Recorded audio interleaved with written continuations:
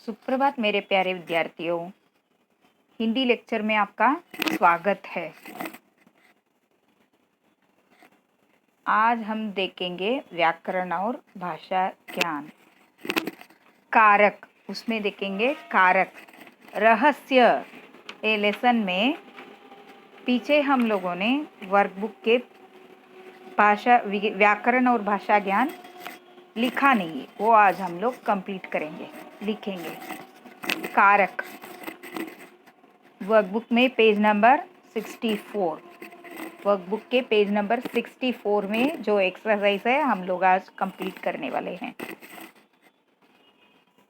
क्या एक्सरसाइज दिया गया है इसमें? पाठ्य पुस्तक पृष्ठ क्रमांक 47 पर दिए गए चित्र के आधार पर सभी कारकों का प्रयोग करके वाक्य लिखो। पहले वाक्य लिखने के लिए कारक का अर्थ तो मालूम होना चाहिए। कारक यानी क्या है? जिस शब्द के द्वारा संज्ञा या सर्वनाम का संबंध अन्य शब्दों के साथ दिखाया जाए। सुनो, केयरफुली सुनना है। जिस शब्द के द्वारा संज्ञा या सर्वनाम का संबंध अन्य शब्दों के साथ दिखाया जाए उसे कारक कहते हैं। इंग्लिश में इसे केस कहते हैं, इधर कारक, हिंदी में कारक कहते हैं। कारक के कितने भेद होते हैं? 8 भेद। कर्ता कारक, कर्म कारक, करण कारक, संप्रदान कारक, अपादान कारक, संबंध कारक, अधिकरण कारक, संबोधन कारक। ये सुनने में टफ लगता है, लेकिन आप एक बार उसको जान लेंगे तो आपको पहचानने में कुछ भी दिक्कत नहीं होगी, तकलीफ नहीं होने वाली है। कर्ता कारक, ने, हम लोग बात करते वक्त ने भूतकाल में यूज करते कि नहीं? ने, मैंने लिखा, तुमने लिखा, उसने लिखा, इसने लिखा, इस तरह जो ने यूज करते हैं वो कर्ता कारक है। कार्य करने वाला, क्रिया, क्रिया क्या है? क्रिया मतलब कार्य, वो करने वाला।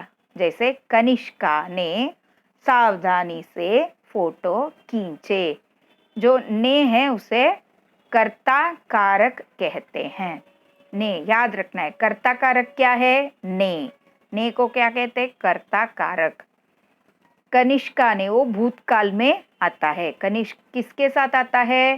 कार्य करने वाला के साथ आता है।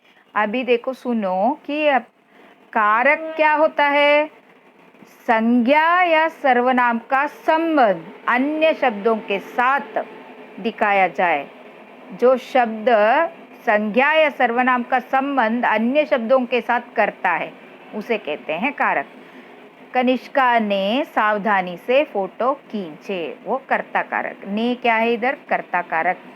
आप बाय हट करके रखो, कर्ता कारक ने है। कर्म कारक को कर्म कारक कहते हैं, जिस पर क्रिया का प्रभाव पड़े। जैसे चुस्कू मुस्कू ने पैने दांतों से जाल को काटा। चुस्कू मुस्कू ने पैने दांतों से जाल को काटा। तो इधर क्या है? जाल को दिया है, जिस पर क्रिया का प्रभाव पड़े। ओ, क्रिया का प्रभाव कहाँ पड़ता है? इधर काटा, किसको काटा? जाल को काटा। जिस पर प्रभाव पड़ता है वो कर्म कारक है। को, जाल को काटा। प्रश्न पूछना है वो क्रिया को किस देखो, हम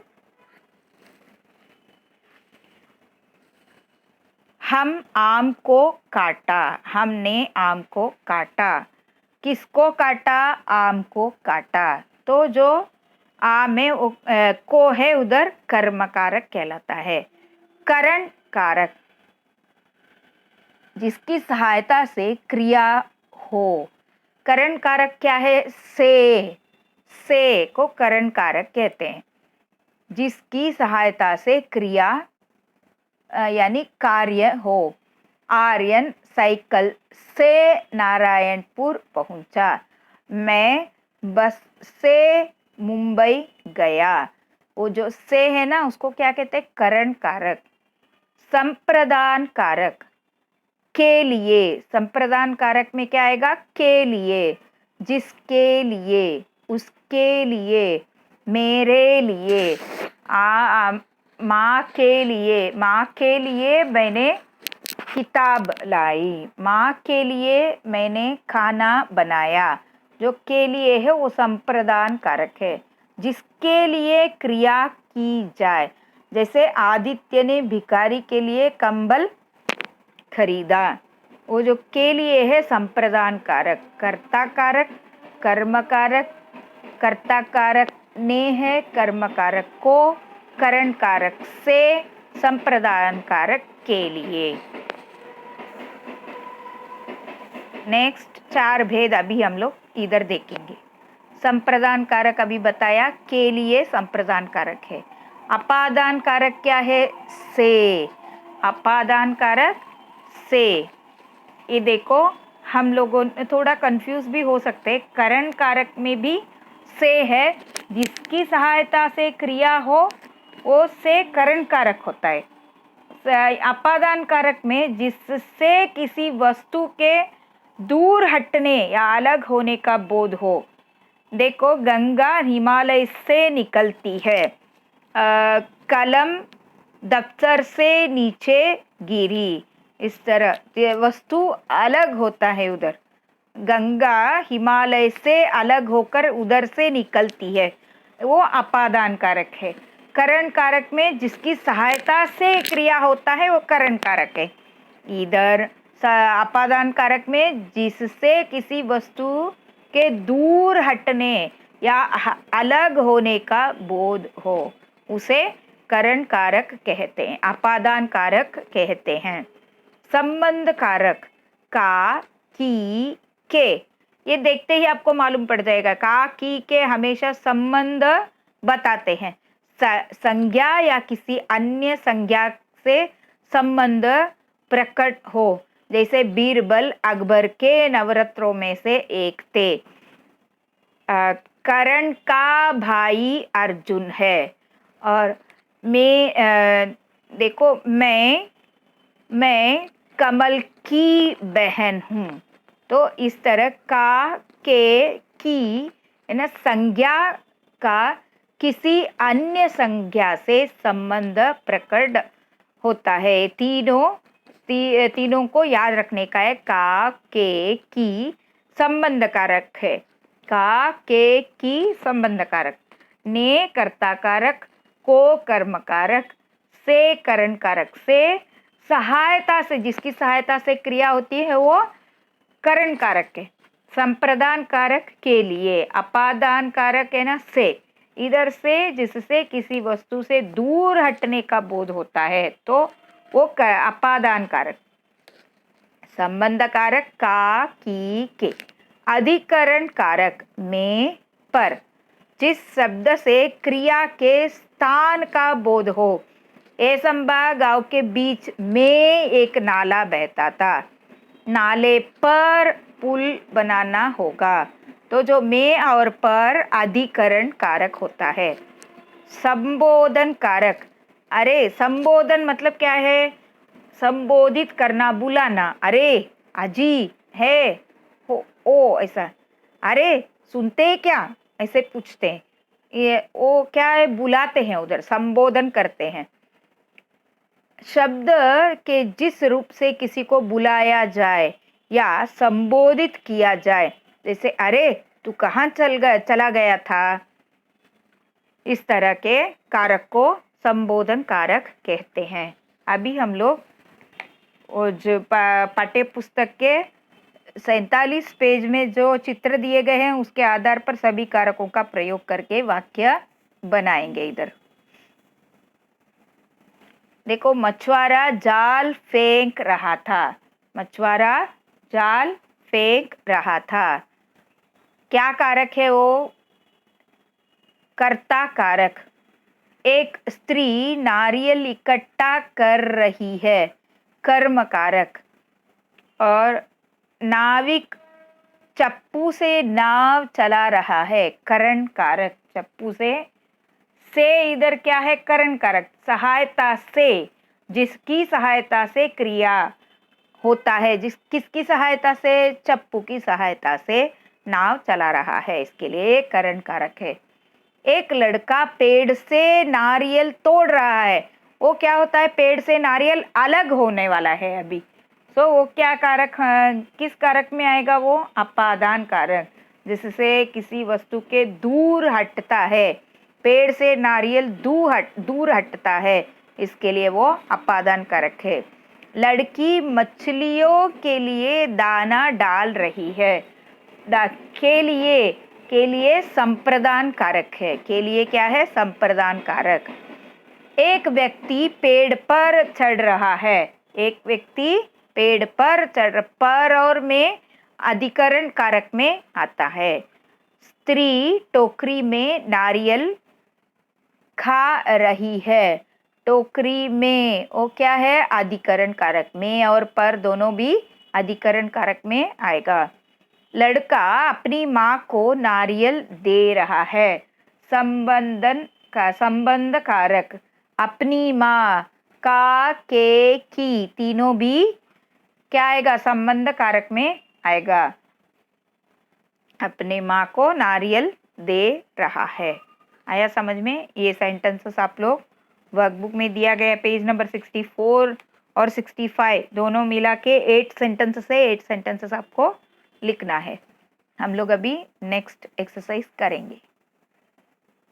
कहानी में वर्तमान काल का कोई कुछ वाक्य चुनो और उसे भूतकाल और भविष्य काल में परिवर्तित करके लिखो। वर्तमान काल हम लोगों को ही सिलेक्ट करना है, उसको भूतकाल और भविष्य काल दोनों में चेंज करके लिखना है। तो यह एक समृद्ध गांव है। वह कैमरा बिना फ्लैश गन के भी तस्वीर खींच लेता है। तो क्या भूत इंसानों जैसे होते हैं? ये हम लोग क्या करेंगे? ये वर्तमान काल में 3 सेंटेंसेस सिलेक्ट किया है और उसको भूतकाल में कैसा करना है? चेंज करना है, बदलना है। देखो, यह एक समृद्ध गांव है, उसको यह एक समृद्ध गांव था। वह कैमरा बिना फ्लैश गन के भी तस्वीर खींच लेता है। वह कैमरा बिना फ्लैश गन के भी तस्वीर खींच लेता था। तो क्या भूत इंसानों जैसे होते हैं? तो क्या भूत इंसानों जैसे होते थे? होते हैं, इधर होते थे किया है, समझा? ये हैं, इसको हम लोगों ने चेंज करके तीनों को था, इधर भी था, थे, इसको भूतकाल बना दिया। भविष्य काल लिखेंगे अभी। यह एक समृद्ध गांव होगा। वह कैमरा बिना फ्लैश गन के भी तस्वीर खींच लेगा। तो क्या भूत इंसानों जैसे होंगे? इस तरह हम लोग तीनों काल में ये वाक्यों को बदलकर लिखा है। आया समझ में? ये भी आपको वर्कबुक पेज नंबर 65 में है, वो लिखना है। चलो हम लोग अभी देखेंगे अभ्यास क्रमांक 2 अपने टेक्स्ट बुक में पेज नंबर 51 में जो भी एक्सरसाइजेस दिया गया है वो हम लोग अभी देखने वाले हैं। टेक्स्ट बुक में पेज नंबर 51 में है। आप अगर चाहिए तो टेक्स्ट बुक निकाल कर देखो और उसमें से हमको अभी एक्सरसाइज करना है। देखो, उसमें एक एक्सरसाइज फर्स्ट क्या दिया है? यातायात सप्ताह तथा क्रीड़ा सप्ताह पर पोस्टर बनाओ और कक्षा में प्रदर्शनी लगाओ। अगर अपना स्कूल चालू रहेगा तो हम लोग कर सकते थे, लेकिन अब स्कूल नहीं है, वो आप लोग अपने नोटबुक में एक्टिविटी के रूप में करके रखो। और सेकंड क्वेश्चन देखेंगे, दिए गए शब्द कार्ड देखो, पढ़ो और उनकी सहायता से सरल, मिश्र तथा संयुक्त वाक्य बनाकर कक्षा में सुनाओ। मैंने ऑनलाइन लेक्चर में सुनाया, आपको सिखाया था कि सरल वाक्य क्या होता है, संयुक्त वाक्य क्या होता है, मिश्र वाक्य क्या होता है। सरल वाक्य एक ही क्रिया होता है। संयुक्त वाक्य में दो सरल वाक्य जोड़े जाते हैं, समुचित बोधक लेके दो वाक्य जोड़े जाते हैं। और मिश्र वाक्य में दो मिश्रित वाक्य रहता है, उसमें एक दूसरे से क्रिया संबंधित होते हैं। तो हम लोग इस तरह के वाक्य इन शब्दों को लेकर बनाने का है। हम लोग इसका एक्सरसाइज अभी नोटबुक में लिखेंगे, वर्कबुक में, पेज में, वर्कबुक में प्लेस दिया गया है, इसके लिए उधर लिखेंगे। पेज नंबर 71 निकालेंगे और उधर वाक्य लिखेंगे। कुआं सड़क की दाईं ओर है और मेरा घर बाईं ओर है।